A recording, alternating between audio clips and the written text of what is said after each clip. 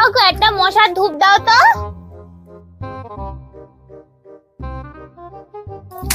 এই ধূপটা কত গো? 10 টাকা। 10 টাকা? আমার কাছে তো 5 টাকার বেশি নেই। মশা মারার তো ধূপ। এক কাজ করি, একটা ফ্রিতে ডিমেটে নিয়ে যাই, তাহলে 10 টাকা খরচা হবে না আর ঠিকঠাক মশা মরে যাবে।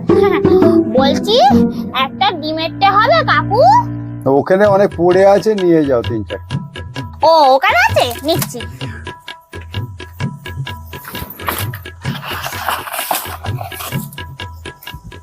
এই ধূপটা নিয়ে যাও, নিয়ে যাও। ওই ধূপ আর আমি নেবো না, এই তো ফ্রিতে ডিমেটে নিলাম।